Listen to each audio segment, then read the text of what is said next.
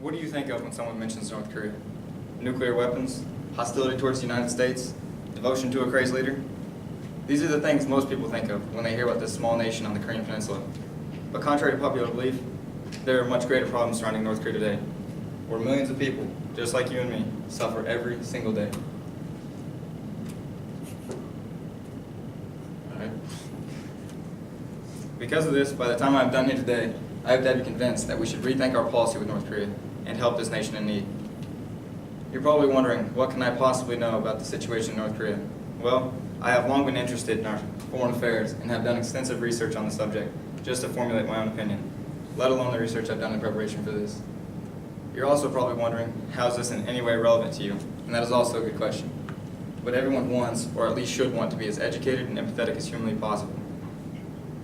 So this topic should be pertinent to everybody, even if you think you don't care about a nation that you've never and most likely never will see. With this in mind today, I hope to convince you that we need to change how we interact with North Korea by first exploring the problems in North Korea, explaining how they came to be, and finally by discussing what we can do to change this. Now let's look at an overview of the problems in North Korea. Although the problems in North Korea are quite complex, they can still be explained in a simple manner. I'm sure all of you within the past few years have heard something about North Korea in the news, whether that was about their advancement in intercontinental ballistic missiles, or President Trump meeting with Kim Jong-un, or something entirely different. But what we see on the news about this small nation is typically news that only concerns our well-being. As of now, and for the past few decades, North Korea has been through some extremely hard times, including times of starvation, endless poverty, and countless social issues.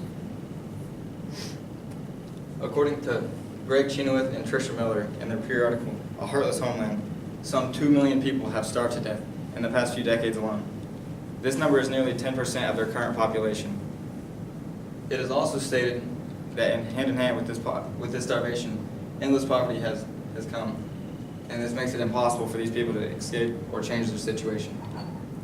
Then, from a recent BBC article on the social issues in North Korea, it is stated that the North Korean people are subject to horrible abuse from Korean government officials, to the point where mass amounts of people flee to China and South Korea.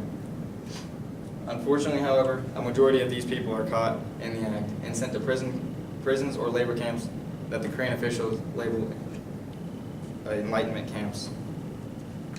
In a nation where we are safe a large majority of the time, these problems seem unlikely and far away, but these problems are more than real, and this is not the time to turn our back on the world. To solve any problem, it is greatly beneficial to understand how they were created. So let's move on to what caused these problems. Again, although the problems in North Korea today can be traced back to many different minor implications, one main factor stands above the rest as the main cause: the Korean War.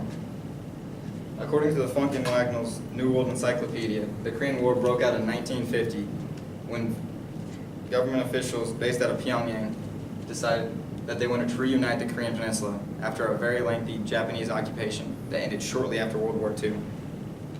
It is stated that the beginning conflict was much more so an uncontested takeover than an actual war, and true combat only broke out when some other 19 nations backed by the United Nations joined into the war to stop the United Nations from taking over. Now, while there is a large amount of information surrounding the Korean War, our problem lies with the end of the war. According to Charles Armstrong, in the 5th edition of Cold War History, the Korean War ended with a resurgence of United Nations forces that stomped northern troops with the use of carpet bombing strategies and tanks.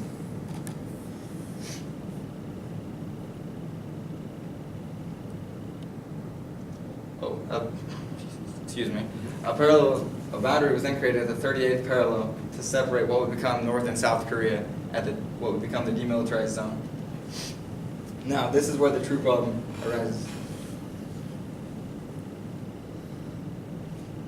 Also, according to Charles Armstrong, after the war was over, those same 19 United Nations helped South Korea in aid with reconstruction, while the North was only aided by China.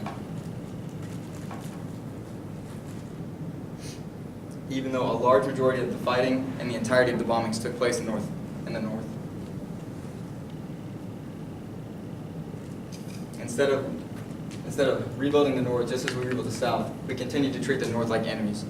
According to Robert Noyes and Hans Christensen in the Bulletin of Atomic Scientists, after all the fighting was said and done, and the North had little to no formal military left, the United States housed hundreds of nuclear warheads around North Korea to deter them from future hostility.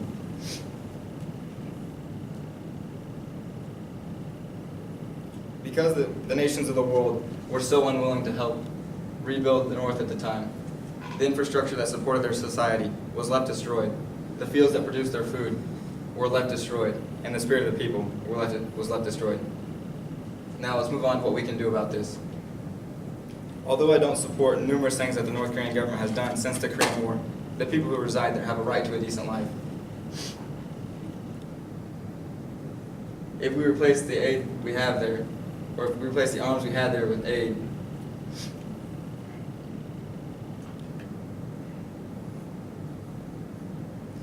almost all of the problems in the North would be wiped out.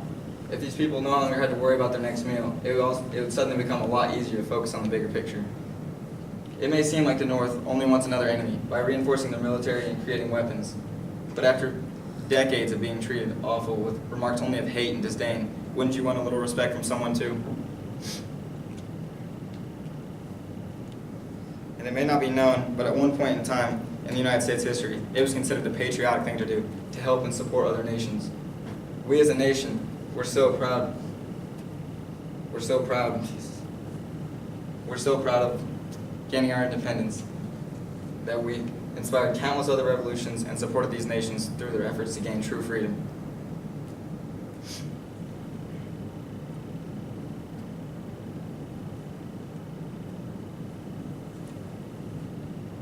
With so many reasons to help and all the power in the world, who would we be to leave these people on their own? I have now, to the best of my ability, taught you about the problems in North Korea, how they were created, and what we can do to change this. I hope that today you have learned a little bit more about the world we live in today, but more importantly, I hope you have learned that even the most complex problems in the world can be solved with a little empathy and compassion. It may seem like none of us actually have the power to change such a problem. All of us are just a bunch of 18-year-olds just trying to finish their last semester of high school. But remember this, and remember it well. Every single one of us has the power to create real change. All it takes is for us to rise up together. Because when we rise up together and we have other people to pick us back up, no one can keep us knocked down forever. Thank you.